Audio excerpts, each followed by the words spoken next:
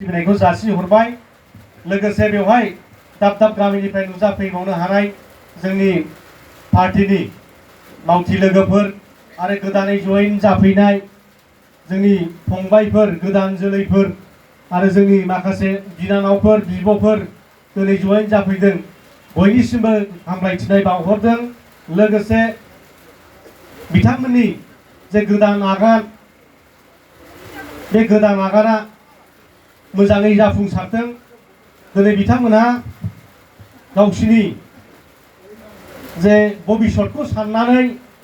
जे दिनैहाय मोनसे गोदान सिमां सुजुनानै दिनै गाव गावनि जिबननि जात्राखौ आरम्भ खालामदों बे जात्रायाबो जाहाथे राजनितिक भाबै जाफुंसारो लोगोसे ओनसोलाबो जौगाखाङो न'खराबो जौगाखाङो बिनि थाखाय आं अबं गसाइनाव आरज गाबबाय दा जोबोद मोजां मोनदों गोजोननाय मोनदों जोंनि सेंग्राफ्रा दिनै BPF आव हाजार हाजारल' नंला लाख लाख दिनै जयेन जागासिनो दङ जों क'क्राझारावबो जयेन खालामबाय बाथौ खेराइ रेजर्टआवबो खालामबाय सालबारियाव खालामबाय मुसलपुरावबो खालामबाय उदालगुरियावबो खालामबाय दिनै हाजार हाजार सेंग्रा सिख्लाफोरा जोंनि BPF दोलोआवल' दिनै हाबफैगासिनो दङ बेनो मोजां सान नङा होमबा मुला देरगोनखौ बिलाइ गांनैयाव सिनायो होननाय बादि दिनै जोंनि आखायाव सरकारबो गैया हाग्रामा महिलारिया दा गोहोआव गैया जोंहा बे ओनसोलाव MLA बो गैया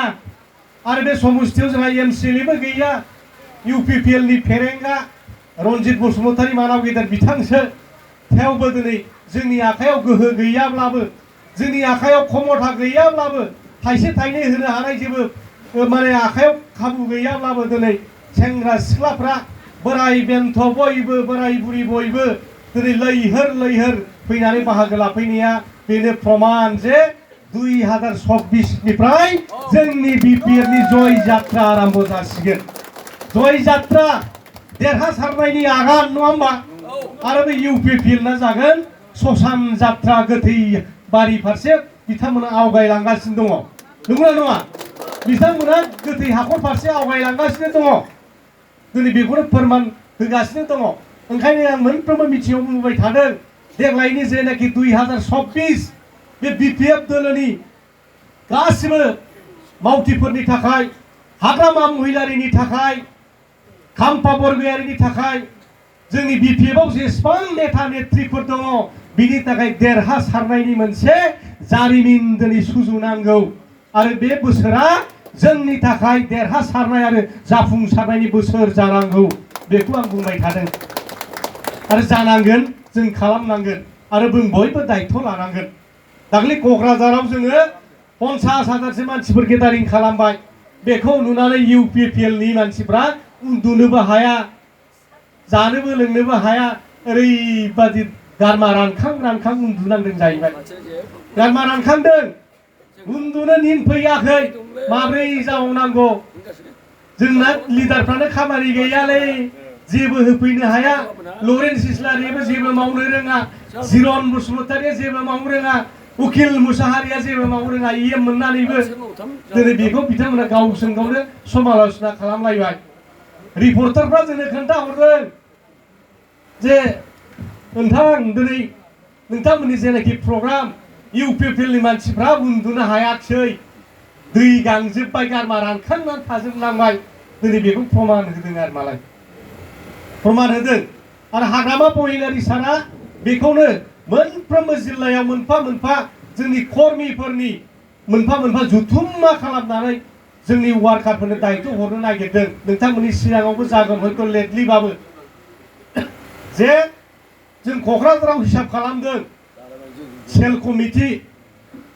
बेंगली सेल माइनरिटी सेल गरखा सेल सूत्रधर सेल बेबादि सेल गासै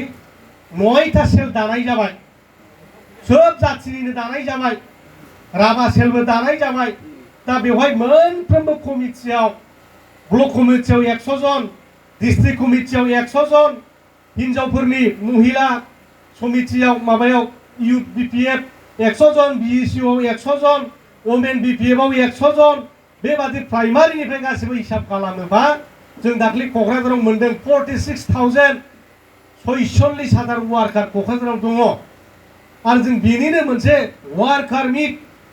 बिशाल माने एकेबारे कर्मी सभा बेबादि नाम होनानै बिसोरखौ लेंहरजोबनानै बिसोरनो दायित्व हरसै होननानै क'क्राझाराव दाख्लै बे कर्मी सभा आराम्भ जाबाय फैजोबदोंमोन नङा होमबा 46,000ल' दंखायो 46,000नि जायगायाव 50,000 मानसि फैदों होमबा बुजिदो 5,000आ रायजो राजाफ्रा गावसोरनो मोजां मोननानै फैनाय बेनिफ्राय बुजिबाय मा बे 50,000 मानसिया सासे मानसिया जुदि साबा मानसिखौ दायित्व लायो फास 25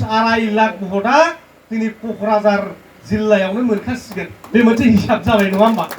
बे मोनसे हिसाब जाबाय क'क्राझार जिल्लायावनो 2.5 लाख भट दिनै खामपासारा एमपि इलेक्सनाव मोननो थांगासिनो दङ बे दिनै प्रमान जाबाय नङा होमबा आरो नोंथांमोननि चिरां जिल्लायावबो मोनथाम ब्लक नङा होमबा मोनब्रै ब्लक जुदि मोनसे ब्लकआव जुदि नोङो ओरैनो हिसाब खालामबा 12,000 13,000 मोनसे ब्लकआव कर्मी थायो थायोना थाया होमबा बे मानसिफ्रा जुदि दायित्व लायो 10,000खौ लाबाय खमाव बे 10,000 मानसिफ्रा जुदि साबा दायित्व लायोबा नोंथांमोननि चिराङावबोथ' जों बेहाय मोनहैखाबाय नङा होमबा बेवबो मोनहैबाय जोङो 1 लाख भटखौ होमबा ओरै 3.5 लाख जाखाबाय गसाइगावआवबो 1 लाख भट हरबाय होमबा 1 लाख 3.5 लाख होमबा 4.5 लाख जाहैबाय परबजरायाबो जुदि 50,000 भट हरो 5 लाख भट जाखाबाय आरो सालबारि जिल्लायाव मोननै ब्लक कमिटि दं बिथांमोनाबो मोननैजों 60,000-70,000सो हरबाय होमब्ला बेसेबां जायो 5.5 लाखसो जाहैबाय आरो मुसलपुर ओरैहाय मानास दंबावो नङा होमबा मानास दंबावो दा बिथांमोनाबो 50,000 हरोबा दिनैनि थारिखआव जोंनि एमपि केन्डिडेटआ खमावबो 7 लाख भट मोनखानानै दं रायजो राजाफोर 7 लाख भट मोनखानानै दङ बे गथा हिसाब बे जोंनि वार्कार आंनि न'खराव जों बिदा फंबाय 6 जन बिसियाबो 6 जन जाबाय नङा होमबा 12 जन आंनि आखायाव भटआ दङ दा बे ओरैबो थांला नङा होमबा ओरैबो थांनाय नङा बे भटआ बे नांगालाव गोग्लैजोबगोन थिग बिदिनो बे आदानि फेमिलिनि भटआथ' जेरावबो थांलाना दिनै आदा हारसिंल' फैदों बे मिटिङाव खिन्थु बिनि न'खराव बाजै दङ फिसाला दङ बिहामजो दङ नङा होमबा साब्रै जाखाबायना साब्रै जाखाबाय बे साब्रै भटआ जोङो गथा दंखासैलाय बेबादि सोरनाबा न'खरावनो फिसा बुरजा खांग्राफ्रा नङा होमबा न'खराव 10-12 जन बे भटआ फैखाजोबो दा बेबादि हिसाबै जुदि जोङो खालामलाङो सेन स्टेटआव जुदि खामानि मावो जोंनि बिपिएफखौ दिनैनि थारिखआव खुनु शक्तिया हमथानो हाला बे दिनै फोरमान जाबाय आरो मा रायजो राजानि थाखाय फोरमान जाबाय हेमन्त बिश्व शर्मा फैनानैबो बेखौ जेबो खालामनो हाला हाया थोर गिदिंनो दाख्लै खबर लादों जोङो एखे क'क्राझार डिस्ट्रिक्टनि बिजेपिफोरखौ बुंहरबाय बाब जोंना मन्थ्रिफोर थांबाबो एथ' मानसियानो जाया क'क्राझाराव दिनै हाग्रामा महिलारिया मोनसे डिस्ट्रिक्टआवनो 50,000 मानसि दिहुनबाय हाग्रामानि मिथिङावसो बिदि मानसि जायो जोंनि दिनै इउपिपिएल बिजेपि जिएसपि मोनथाम पार्टिनि मिटिं जाब्लाबो माथो 5,000ल' मानसि जायो एखे होग्लुंहरबाय जाहैबाय एखे लिडारफ्रा एखेबारे जानो थानोल' सान्थि ओइ बेरायदोंना बेरायाखै ओइ नों बहा दङ मिटिं खालामदोंना खालामाखै ओइ नोङो बबे जायगायाव दंहैयो फालाय दा एखेबारे हिसाब निकास जाहैदों आरोखि बिजेपिया बेबादि अबस्था जानानै दङ दा ओंखायनो जेबो गिनांगौ गैला जोङो आवगायलांगोन आवगायनायनि थाखाय बयबो थियारि जाबाय जुद्धआ फैनांसिगौ जों दा ओंखायनो बयबो साग्रिद जादो फासयनायनि खुनु खोथा गैया गिनायनि खुनु खोथा गैया फेरेंगाखौबो गिनाङा राकेश ब्रह्मआथ' गिनांला बे बमब्लुम दामलाबायनानै दाख्लै मेथाइ खनदोंना बे हाथाय बाजाराव बिदि मागिनानै जायाबा गुबैला बेयो नङा होमबा प्रमाना होखाबाय गावनो बे बमब्लुम दामनानै दतरा ना मा होनो बमब्लुम ना मा दतरा ना मा होनो बे राजबंसिफोर दामग्रा बेबादि मागिना जाबाबो आगोर मोनखाला बिसोरो बेबादि बे लखनखौ देखायगासिनो दं नङा होमबा दहाय फुंनिफ्रायनो सान गैखाया अखा हानो हागौ हनै फ्रि थाइफ्रि मारबाय मर्निं सस्ता दे होनदों नङा होमबा दा जोंना जेरावखि जाया हाजार मानसि जायो बे दहाय आदा नै खांखिला बुंनाय बादि 500 जन गैया जों गारिखौ हिसाब खालामबोदों बे टेम्प' गारिया 10 जननि बारा गाखोजायोसो थोन नाथोनानै बाम जालायनाय एखे बस्था जाबनाय मानसिबासो 10 जन गाखोजायो 100टा गारिबासो 1000 मानसि जायो दहाय जों बिसिबां नुगो 20-25 गैया आरो माखासे VIP गारि दं बेलाय साब्रै साबा फैगोन गारियानो मुथा मुथि हिसाब खालामबा VIP गारिजों ट'ट' गारिजों टेम्प' गारिजों हिसाब खालामबाबो 100टा गारिया गैया बिनिफ्राय बुजिनो हायो बे बामोनगावआवबो बे सावरायग्राया जे रायजोफोरखौ जे फोथाय खेबस' खालामलांबाय नांगालनि भट लानानै MCLA जानानै बिखायाव धुप जोलांबाय रायजो राजाफोरखौ बिनि फाबना दिनै मोननो थांगासिनो दङ गोदोनि जुग गैला थैखांब्ला माबा जाहैनो माबा माबि मोस्रोम जाग्रैनो माबा जाहैनो बिराद माने 100 बार जिब जुन्थु जागोरनानैसो मानसि जाहैफिनो बिदि नङा लोगो लोगो दाना फाबा नाङो नङा होमबा लोगो लोगो नाङो दा बेनो जागासिनो दं रायजो राजा नोंथांमोन जागासिनो दं थगायनाय अयथासार थगायनाय नङा होमबा थगायनाय आइजोफोरखौथ' बिराद थगायबाय हिनजावफोरनि नामावल' आसनि बानायो हिनजावफोरखौनो थगायगासिनो दङ बिमा माहारिफोरखौ थगायनाया फाब नांगोन ना नाङा नांगोन नङा होमबा सेल्फ हेल्प ग्रुपनो 75,000 होदों मोनबाय रावबो मोना 75,000आव सेगा बेसेबां हरो 50,000 हरो माबा 10,000 हरदों आरो बेलाय बे गोदोनिफ्राय सोलिबोबाय थानाय बे रिभल्भिं फान्ड ग्रेडिं फान्ड होना होमबा जोंबोथ' सेल्फ हेल्प ग्रुप सालायबोदों आंबो सेक्रेटारि सेल्फ हेल्प ग्रुपनि हौवाफोरनि ब्लगाव बोरै बोरै फैसा हाबो जोंबो मिथिजोबगौ जोंबो थगायबायनो हायो दा फैसाखौनो होनो हाया 75,000 होनो नागिरनाया दिनै 25,000नि चेक हरनानै थगायदों माखासेखौ उनाव मोनसिगोननो बेबादि होनलायबाय दा बेबादिनो सेल्फ हेल्प ग्रुपनि नामाव आइजोफोरखौ लिङो दिनै चेक रानगोननो चेक राननायनि नामाव मिटिं लेंबाय थायो दा चेक रानगोन नालाय आंनि हिनजावाबो सेल्फ हेल्प ग्रुपआव दङ सिगिनोसै बयबो थांजोबाबा चेकखौ दानगोननो दानाथ' पार्टिखौ दोनथ'नांबायना फैसाखौथ' लायथारनांगोन आरो जुदि सासे थाङाबालानो बे 10,000 बा 1 लाख फैसा दानजायोबा 75,000 दानजायोबा नों होजोबनांगोनहाय सालि खिन्थु जों मिथिया सना फाननानैबाबो होनांगोन नोङो मोसौ फाननानैबाबो होनांगोनहाय खिन्थु जों मानिया दाना उफाय गैया नोङो बे BPF खालामग्रा मानसियाबो बे मिटिङाव थांनांसै बिदि जागासिनो दं क'क्राझाराव जबरदस्त बेबादि खालामगासिनो दङ साबसिनखौ थगायनो मालाय भट होग्राया होखायो दा बे मोनगोन नालाय थांदों फैसा राननायखौलाय बयबो लायनो थांखागोन दा बेबादि जागासिनो दं आरो मालाय जोंनि क'क्राझाराव चिराङावबो बेनो दा मानसिफोरखौ सानसे सिगिनाय आरो टाइमानो गैला मानसिफ्रा जेसेबां सिगियो दमन खालामो मानसिफ्रा उखायनो नाजायो नङा होमबा नाजायनो नाजाया सासे मानसिखौ नोङो बुथारनो होननानै दैयाव नारसोमबा बेबो सिखांनो नाजाबाय थागोन नङा होमबा नारसेबनाय बे नारसेब जानाय समाजनिफ्रायनो दिनै बर' जाथिया उद्धार मोनो आन्दलन खालामदोंमोन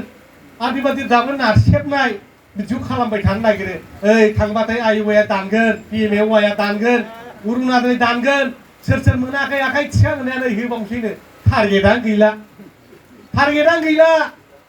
टारगेटआलाय हिमन्त बिश्व शर्मायासो दिनै डिक्लेयार होयो मोनसे समस्तियाव MLA आव 2,000 होदेरबावसै होमबासो होनो हागोन दा बिस्रा नै सोर मोनाखै दे ঠিক আছে दे सबे पाबो बे आदा दहाय होननाय बादि होनो हाला आरो बिसोर गिगासिनो दङ माखौ गिदों साफा माने फिसाइ गोनांफ्रानो अरुणादय लानानै दंजोबो जोंथ' बेफोरखौ नागारनाय नङा जै सरखार फैबाय एखे इनकुइरि खालामफिनजोबनानै बिसोरखौ दानफिनजोबगोन आरो बे लिडारफ्रा जोंना लाजिनोबो रोङा बे UPPN लिडारफ्रा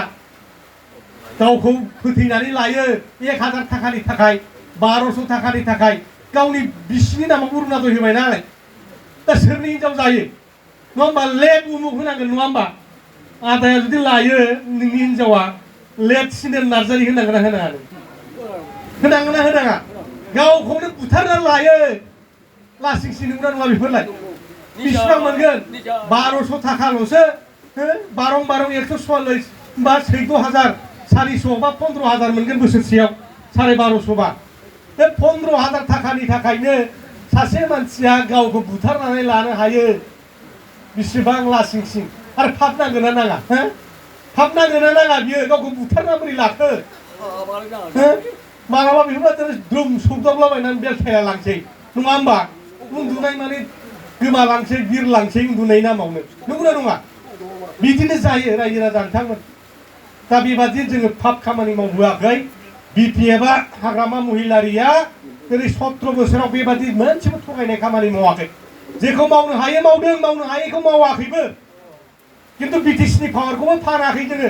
हाग्रामा महिलारि जेखिनि सरकारनि फैसा फैदों सेन्ट्रेल गभर्नमेन्टनि फैसा बिटिसि सरकारनि फैसा आसाम गभर्नमेन्टनिफ्राय फैनाय फाइनान्स कमिसननि फैसा 5 फाइनान्स 16 फाइनान्स बेफोरबादि फैसाफोरखौ दिनै जेराव जेराव बाहायनांगौ बिदि थिग खालामबाय थादों प्रमद बर' बादि उल्थां फाल्थां खालामाखै प्रमद बर'आ मा खालामदों एडुकेसन डिपार्टमेन्टनि फैसाखौ स्पर्ट्सआव हरो बल खेलायावसो बाहायो आइएसएल खुंनाय नामाव एडुकेसन डिपार्टमेन्टनि फैसाखौनो 36 कोटी थाखा बाहायदों 36 कोटी बेफोरजों नैबेबादि जेन'बा बे नोंथांमोननि बे खुंग्रिं हाई स्कुल नङा होमबा बाउन्डारि वाल गैया बेफोरखौ बानायनो हायो न'आ बोरायजोब्बाय बेफोरखौ बानायनो हायोमोन बबेबा एलपि स्कुला बारहुंखाजों थिङा दिनै गुदलाजोबनानै दङ साथाय बेराजोंसो स्कुल सालायगासिनो दं बेफोरखौ बिल्डिं ग्रेड हरनो हायो भेन्सार स्कुलफोर सरकाराबो नायला खमसे खम बिल्डिंखौथ' मोजां बानायना हरमोन बे 36 कोटी थाखाजों बेफोरबादि आसनिखौ लानो हायोमोन नाथाय प्रमद बर'आ बिदि खालामाबालानो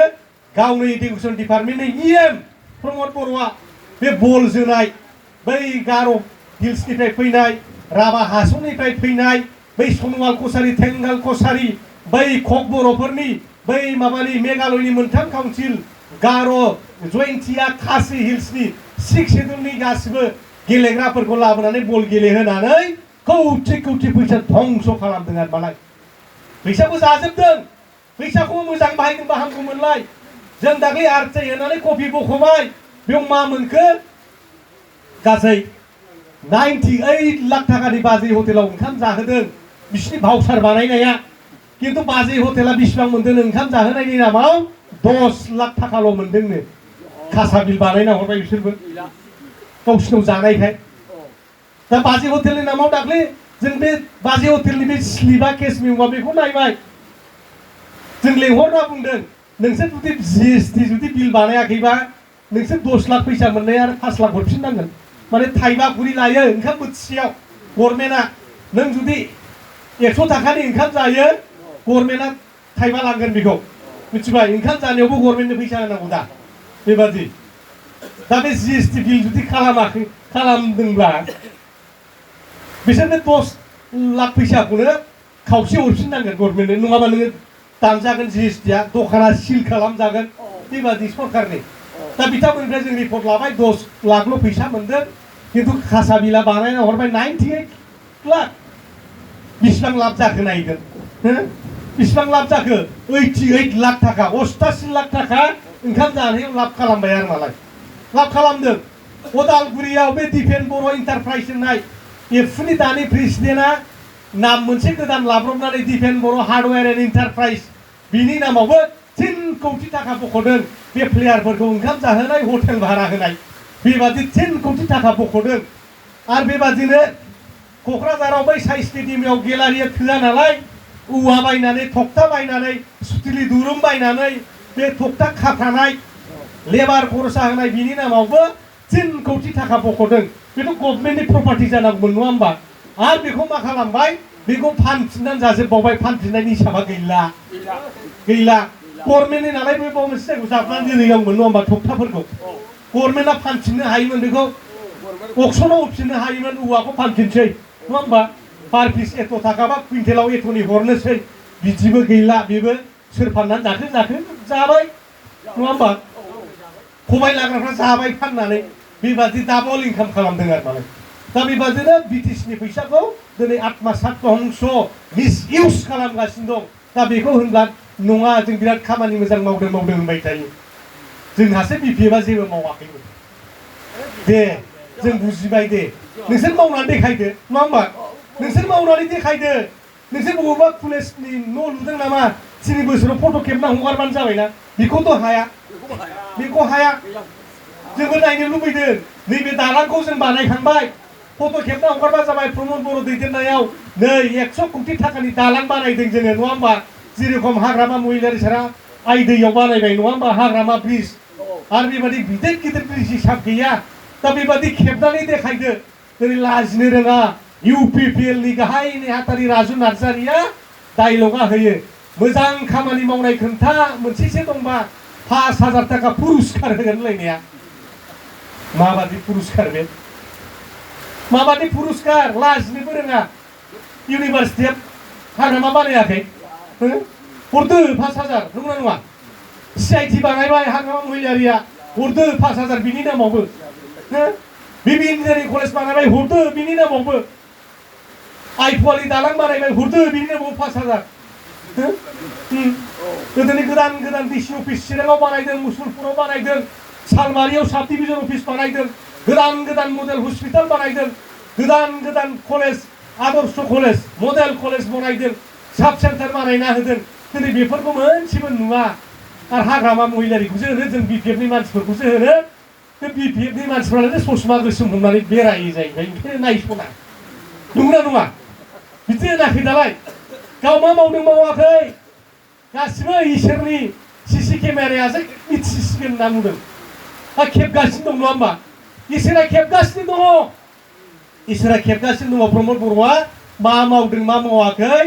भगबाननि CC केमेरायाबो खेबगासिनो दङ बिनि फिथाइखौ प्रमद बर'आ नैबे 24 नि MP इलेक्सननिफ्राय आरम्भ खालामनानै 25 आव BTC इलेक्सन आरो 26 आव MLA इलेक्सन बेवहाय बेनि माबाखौ मोनगासिनो थांगासिनो दङ बियो मिथिबायना रायजो राजा नोंथांमोन बे CC केमेरा दिनै माबादि पानिशमेन्ट होनांगौ भगबानाबो थिग खालामगासिनो दं प्रमद बर'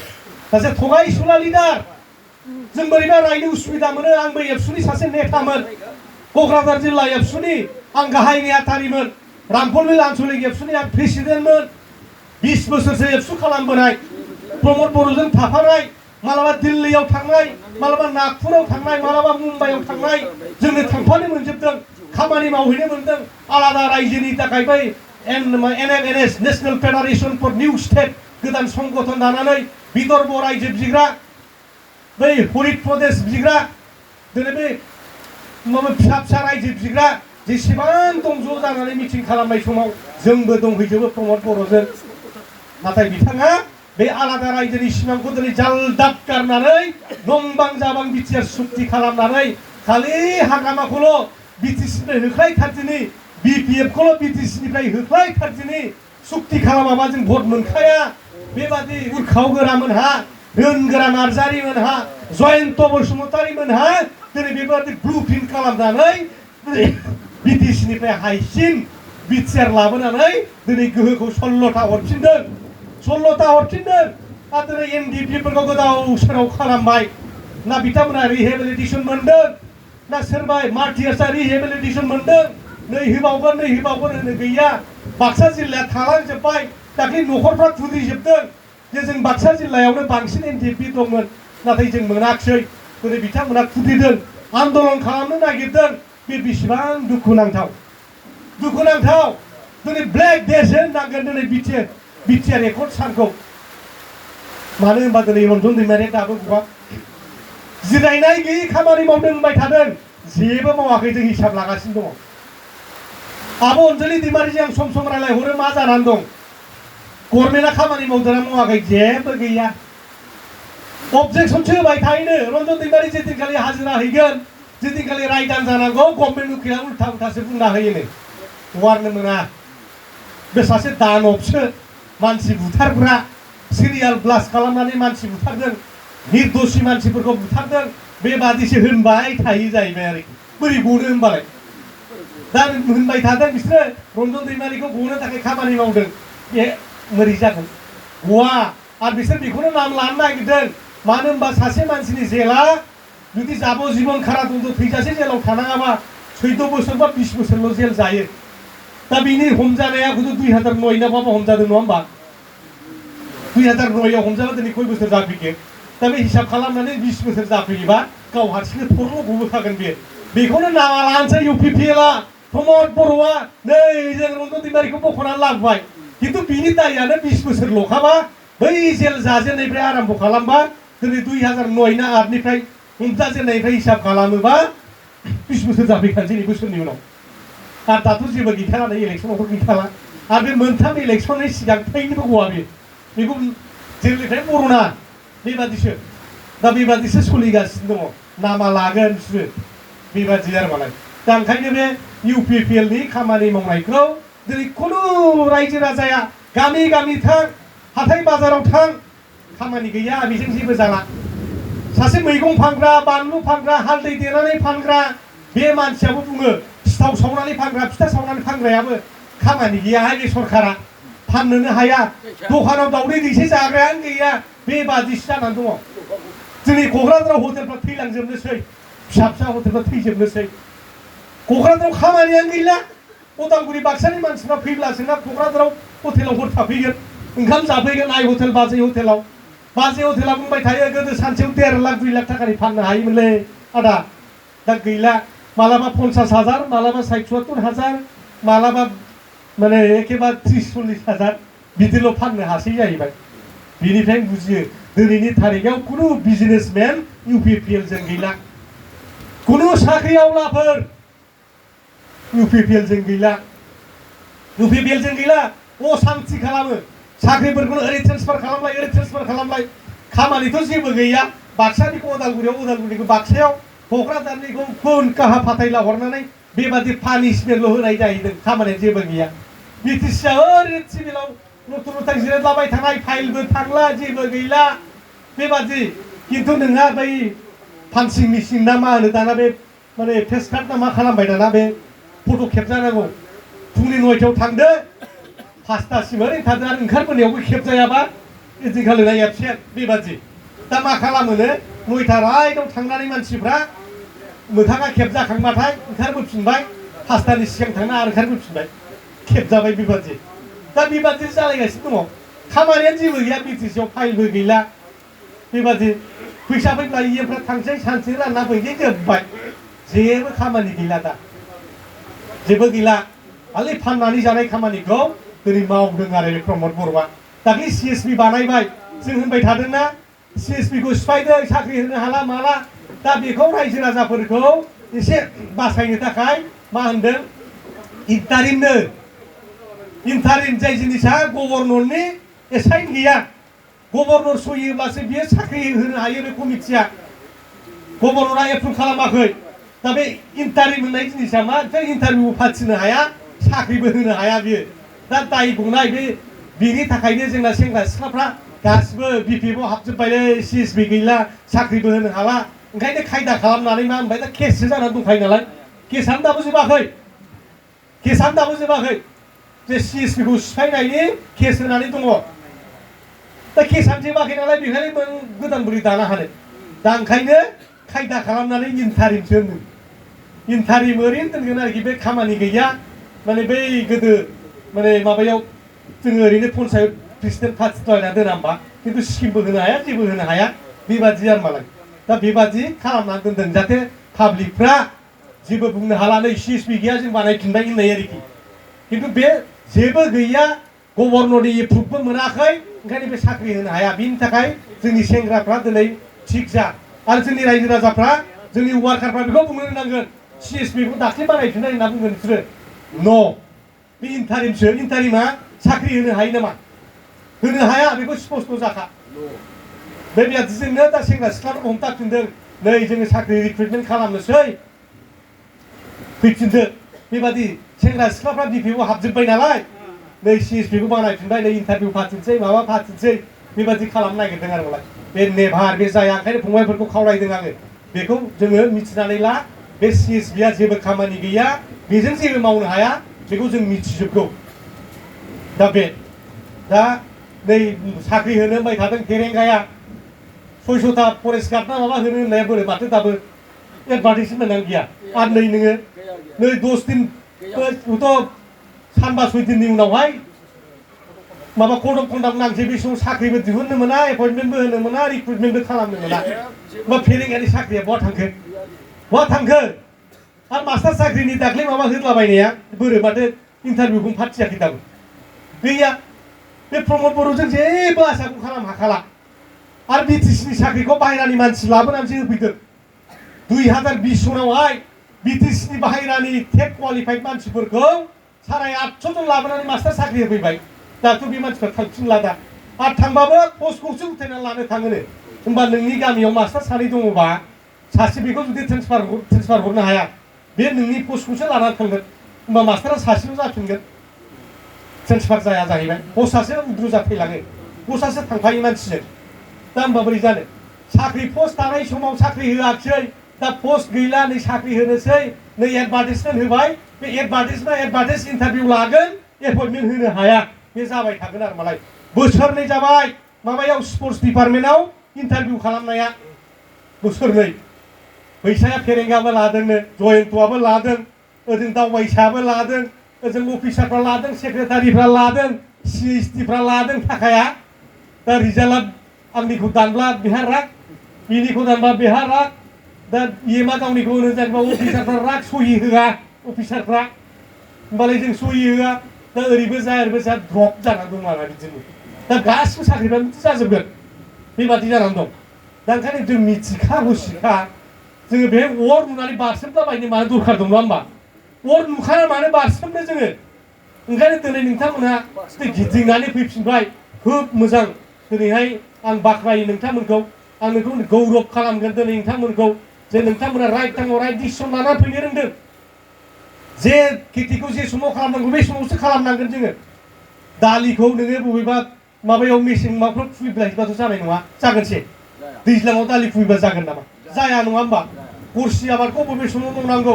आलुखौ बबे समाव गायनांगौ गावबागाव बोथोर थायो दा बैसो थानायावनो जोंनि फंबायमोना दिनैहाय सोरबा 18 सोरबा 25 सोरबा 24 जाबाय जोङो बैसो थानायाव साख्रि लाखायाबा नोङो जै 40 बोसोर जाबाय साख्रि एप्लाइ खालामनो मोनोसे मोनला खालमासि होगोन नै देग्लाय 5 बोसोराव जों साख्रि होनो हायाखिसै नै नेक्स्टआव एबार जों बिटिसिआव गभर्नमेन्ट फैफिनबा बयनोबो साख्रि होजोबसै दिनैनि सासे 35 बोसोरनि सेंग्राया 5 बोसोराव 40 जायोना जाया होमबा बे मा खाजों सोलिबोनांगौ बेनि बैसोआ मा खाजों सोलिबोनांगौ ओंखायनो दिनै राइट टाइमाव राइट डिसिसन लानो रोंनांगौ जोङो गावनि बैसोखौबो हमदांनो रोंनांगौ जाहाथे आङो बे जे पार्टियाव मावोबा बोसोरनै उनावहाय बा बोसोरथामनि उनावहाय साख्रि मोनाबाबो कन्ट्राक्ट मावनानै जानो हायो बा माबा मोनसे मोननानै माबा दखान पहर खुलिनानै सरकारनि अनसुंथाइ मोननानैब्लाबो माबा मोनसे बिजनेस आखायाव खामानि लानानै संसार खालामलांनो हायो बेखौ जों राइट टाइमाव राइट डिसिसन लानांगोन दा ओंखायनो नोंनो जोंनि बिनानावफ्रा जोंनि फंबायफ्रा दिनै राइट टाइमाव राइट डिसिसन डिउ टाइमाव डिउ रेसपेक्ट खालामनांगौ मानसिखौ नङा होमबा थि समाव थि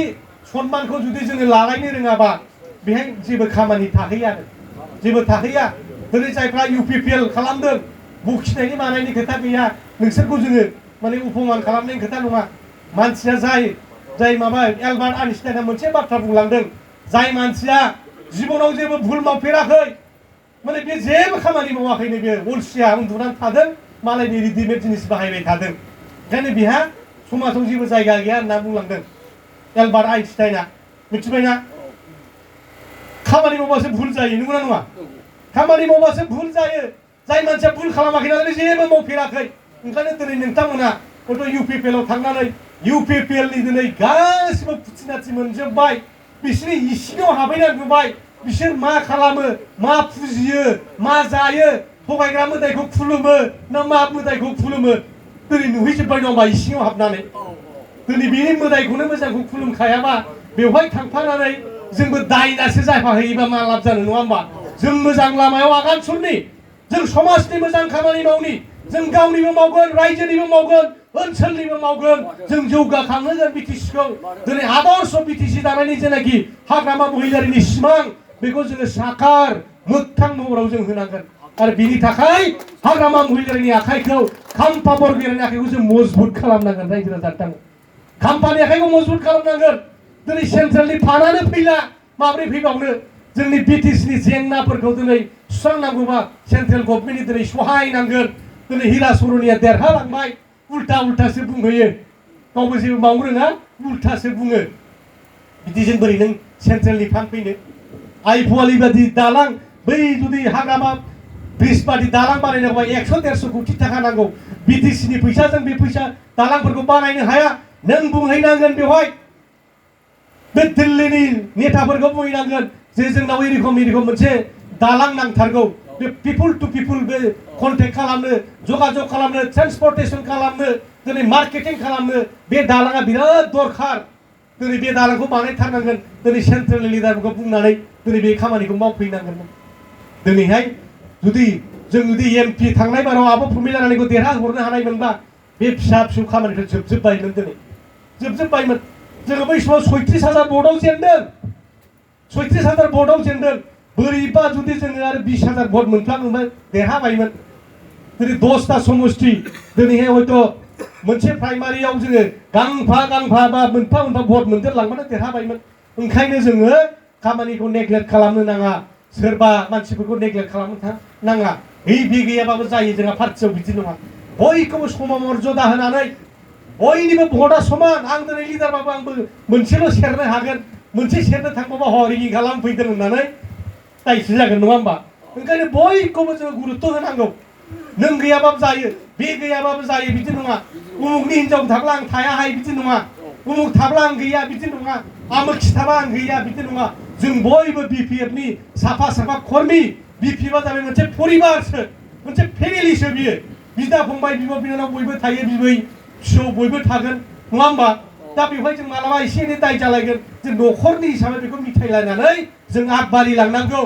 रावखौबो माइगाब जुजाय बासिनानै गैया जों सममर्यादा बयखौबो जोङो सनमान होनो रोंनांगोन होमबासो जोङो देरहालांगोन बिदियावनो जेनदों जोङो थांनाय एमपि इलेक्सन जेनथारनो नाङामोन नङा होमबा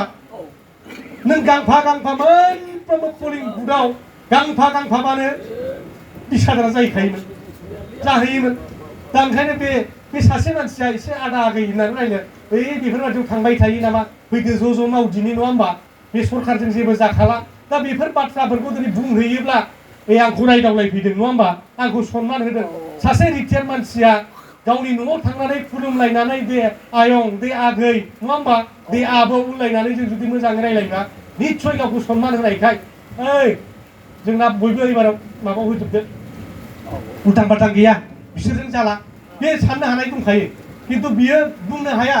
दा बेखौ नों एप्रोच खालामनांगोन नङा होमबा बे एप्रोचिंफ्रा जोंना थिग जानांगोन आरो मालाय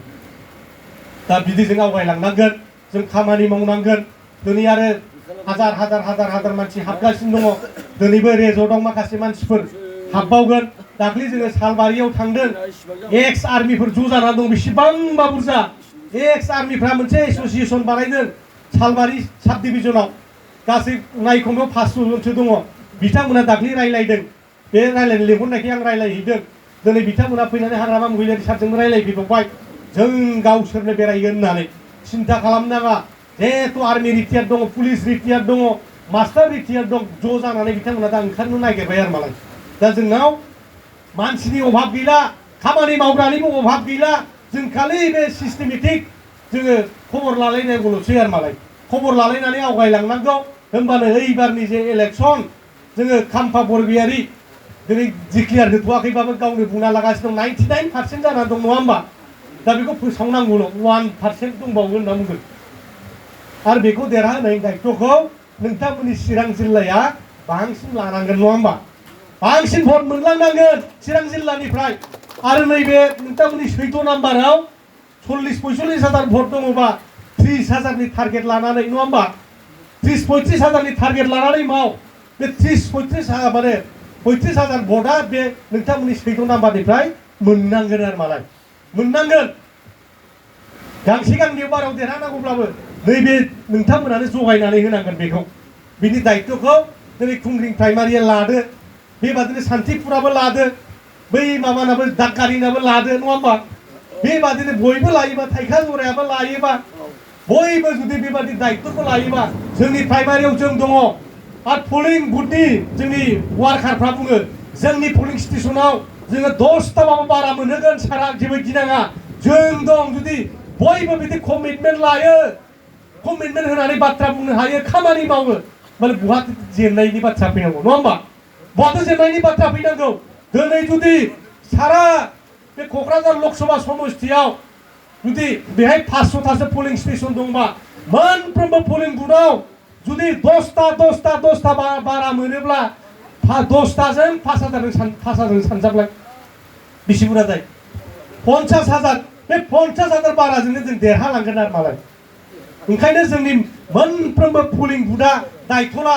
गांसेबाबो बारा मोनगोन सार जोंनाव नैबे खुंग्रिंनि बे पुलिं स्टेशननि बे बुथनि प्रेसिडेन्ट सेक्रेटारि आरो जेसेबां मेम्बारफोर दङ बिथांमोना जुदि कमिटमेन्ट होयो जे नैबे खुंग्रिं हाई स्कुलनि जेनाखि भट सेन्टार बेवहाय जों 10टाबा बारा मोनहोगोन बेबादि बयबो दायथ' लानानै जुदि खामानि मावो जोङो एमपिखौ आरो जेननायनि खुनु बाथ्रा गैला खुनु इलेक्सनाव जेननायनि बाथ्रायानो फैला जों देरहानायानो देरहानाय देरहालांबाय थागोन हाग्रामा मुहिर जै जागोन बिपिएफआ जै जागोन रायजो राजाफोर आरो बे 17 बोसोराव जेरखम school college university engineering college लुदों बेबादिनो 10 गुन जाहाथे मोनफ्रोमबो जिल्लायाव मोनफा मेडिकेल कलेज जायो क'क्राझाराव जाबाय चिराङावबो जानांगोन नंगौना नङा बाक्सायाव जानांगोन तामुलपुराव जानांगोन उदालगुरियावबो जानांगोन दिनै क'क्राझाराव इउनिभार्सिटि जाबाय बिनि केम्पासआ चिरांनि बबेबा मोनसे कलेजाव थाफैनांगोन बाक्सानि बबेबा मोनसे कलेजाव थाफैनांगोन दिनैहाय बे तामुलपुरनि बबेबा मोनसे कलेजाव बिनि माने केम्पास स्टाडि सेन्टार हरनांगोन उदालगुरियावबो बिनि मोनसे सेन्टार हरनांगोन दिनै बेफोरखौ जुदि खालामनो हानांगोन जाहाथे चिरांनि मानसिया क'क्राझाराव थांलायनानै लेखा फरायनाङा बै बड'फा इउएन ब्रह्म बै काजलगावआवनो एमए लानो हायो नङा होमबा बै दाख्लै प्रभिन्सियेलाइज जानाय सभाराम ब्रह्म नामा बे कलेजावनो एमए फरायनो हानाय बेबादियैनो जों खाबुखौ खालामना होनांगोन होमब्ला नायदो दिनैहाय न'खर एमए पास जाजोबगोन न'खर बिए पास न'खर इन्जिनियार डाक्टार बे परिबेसखौ जों खालामनांगोन आरो हाग्रामा बेखौनो सिमां नुदों जों आन्दोलन खालामबोबाय 50 बोसोर बै गुरुदेब कालीचरणनिफ्राय आरम्भ खालामबा ब्रिटिशनि बै माबानो साइमन कमिसननो जे मोनसे मेम'रेन्डाम होदों जे बर'फोरनो सेल्फ रुल नांगौ जे मोनसे राजनितिक दाबिमोन बेनिफ्राय आरम्भ खालामबा बर'फ्रा दिनैनि तारिखाव 50 बोसोर जाबाय दिनै दावहा नांबोनाया दिनै जों फरायनो मोजां खाबु मोनाखिसै दा बे जोंनि डाक्टार इन्जिनियारफ्रा आखायाव साननो हायो प्रफेसार लेक्चारारफ्रा आखायाव साननो हायो दा बेखौ बोरै सानथ्र'हायै खालामनो न'खर एमए पास बोरै खालामनो हायो न'खर जाहाथे बयनिबो न'खराव साफा डाक्टार उजियो बिनि थाखायनो हाग्रामा महिलारिया दिनै क'क्राझाराव दिनै बड'लेण्डआव बेबादि मोनफा सोलोंथाइनि मिरुफोरखौ गायसननो दिनै थांखि लादों आरो दिनै अलरेडि बै समाव भारत सरकारजों रायलायदोंमोन हेल्थ मिनिस्टारजों मेडिकेल काउन्सिलजों जे जोंनो क'क्राझाराव एइम्सनि जोंनो माबा हरनांगौ होननानै केम्पास हरनांगौ क'क्राझाराव एइम्सनि all India institute of medical science बिनि केम्पास हरनांगौ क'क्राझाराव बिनि दाबि खालामदोंमोन निस्सय दाहालागै जासिगौमोन दा दिनै बिथांमोना जेबो गैया एकर्डआव जि लिरनानै लाबाय हाला नोंथांमोननि चिराङावबो बहाबा एनआइटि जानांगौनो बहाबा अर्गानिक इउनिभार्सिटि जानांगौनो बहाबा स्पर्ट्स इउनिभार्सिटि जानांगौनो बड'फा इउएन ब्रह्म सेन्ट्रेल इउनिभार्सिटि जानांगौ होनदों बहाबा मोनसे अन्थाइ खाम्फाबो गैया बालबो गैया तामुलपुराव मेडिकेल गायसननाया खामानिया बन्द'सो जानानै दङ मा जागोन बिदिनो जों एकर्डआव एरखम लाबोबाय नोंनि एकर्ड खालामनायाथ' बिदि एरखम लाबोनाय नङामोन रायजो बिनायनिसोमोन नङा होमबा रायजोसो बिदोंमोन दा नोङो रायजो मोनखानायखौनो खोमानानै लादों ना सिमायानो थिग दंबावो दा ओरै 41टा गामि सोदेरदों बै बिश्वनाथ सनितपुर जिल्लायाव दब्लायसे गामि सोदेर माबा हा हाबदेरदों बिनि हिसाब गैया दाबो जिगाबसे हा हाबदेरखौ हिसाब गैया किन्तु बिटिसिआ 9000 स्कुवेर किल'मिटारजों दाजानाय दा बै 41टा गामियाव खय बिगा हाबदों दानि हिसाबानो गैया गामिखौल' सोदों होनदों होमबा गामियाल' बिटिसिआव हाबगोन नामा बै माइ गायग्रा दुब्लिया हाबनाय नङा बेखौसो बुजियो माइ हाबग्रा दुब्लिया हानाय नङा बै दैया गोग्लैनाय नङा बै दैनिफ्राय बाला अन्थाइ बोखाङो कुवारि बेखौ नों मेनटेन खालामनो मोनला दा बिदि जादोंना जायाखै दा बेबादि गोदाव सोराव खालामबाय दा ओंखायनो जोङो बे बिटिसिखौ हमथाफिननो जों दिनै मोनसे गोदान राजनितिक जुद्ध खालामनांगोन जोङो राजनितिक जुद्ध बिटिसिखौ जोङो थिग खालामफिननो जेसेबां डिपार्टमेन्ट थांफिनदों लाबोफिननो सिएसपिखौ थिग खालामफिननो साख्रि होनो हानाय जोङो गोहो लाबोफिननो गोहोखौ बारायनो बिनि थाखाय जों खामानि मावफिननांगोन आरो बेखौ मावफुंनोबा हाग्रामा महिलारि नङाबा जाया प्रमद बर'बादि हेमन्त बिश्व शर्मा खिफिबाबो सार गोथावथार बेबादिजों जानाय नंला दा हब सार हय सार हब बिदि ओरैनो सेस दा मा खालामनो जेबो गैला दा मोनसे गोदान अर्डार फैनानै दंबावो बिटिसिनि कुनु साख्रियावलानि बेथनखौ बिटिसि गभर्नमेन्टआ होनो मोनला होननानै फाइनान्स डिपार्टमेन्टनिफ्राय स्टिक हरनानै दङ दा बिटिसि सेक्रेटारि दं बिटिसि सेक्रेटारिया दं हरनानै दङ दा बेखौ जै मावफुंबाय बिटिसिआव जेबो गैला नोङो बेथन होनो हायि सरखार नङा होमबा माहाजोना दाहाना लानानै बेथन होनो हायाबा बे माहाजोनाव थागोनसै थाया होमबा नों बेथनखौ होनायनि दायित्वआ जुदि बिटिसि सरखारनाव गैलाबा कुनु कर्मचारिखौ सोरबा मास्टारखौ ओइ नों मानो स्कुलाव थाङाखैलै बिनि साख्रिखौबो सासपेन्डबो खालामनो हाया नोङो ट्रेन्सफारबो खालामनो हाया नोंलाय मा प्रमद बर'सो आंनि बेथनखौलाय आसाम गभर्नमेन्टआसो हरगासिनो दङ नोंथ' सहि होनो मोना ना नोंथ' आंनि बिलखौ पास खालामनो मोना बेबादि नों खामानिया गैथायला आरो मालाय दा नारसिन हरगासिनो दं जाहैबाय मावथ'वाखै दाख्लै सेक्रेटारिफोरखौ मिटिं जादोंनो प्रमद बर'आ लाना रायलायदों जाहैबाय सार बेखौ मावबाथ' बिटिसिआ जेबो गैथायला आरो बेहाय जिरायनानैबो लाब गैला बे न'खौ मिउजियाम बादि खालामदों होनदों जाहैबाय सोर थांबावनांगौ बेलाय न'खौनो मिउजियाम गोदोनि बै दा कचबिहाराव राजबारि गैया होमबा बेबादि मानसिफ्रा बेरायनो फैसिगोन आरो मा टिकेट लायै लायै हाबदो बेरायदो फटक लादो फैदो टुरिजम प्लेस जानोसै बेबादिसो जानो थांगासिनो दङ दा ओंखायनो बे बिटिसिखौ रैखा खालामनो बिटिसिखौ हमथाफिननो बिटिसिनि गोहोखौ लाबोफिननो सेंग्रा सिख्लाफोरनो साख्रि होनो हाफिननायनि सेंग्रा सिख्लाफोरनो कन्ट्राक्ट होफिननो हानायनि खामानि होनो हानायनि थाखाय जोङो बयबो दिनै आवगायबोनांगोन बैसोगोरा मानसिफ्रा साननांगोन नोंसोर संसार जाबाय गथ'फोर खांबाय नोंनि फिसाया साख्रि मोनाबा नोंनि फिसाया बेयाव कन्ट्राक्ट मावनो मोनाब्ला गथ'नि भबिष्यत थाबावगोन ना मावा दा गैला खामानि गिदिर गिदिरा गासिबो बायह्रानिफ्राय फैजोबो होमबा बेवहाय मा कन्ट्राक्ट खामानि मोनबावगोन ओंखायनो सेंग्रा सिख्लाफ्रा बुजिनानै बे प्रमद बर'जों जेबो जाला ओंखायनो आंहा देग्लाय 18 बोसोर जाखाबाय भट होनो मोनसै ओंखायनो 5 बोसोर 2 बोसोरनि उनावथ'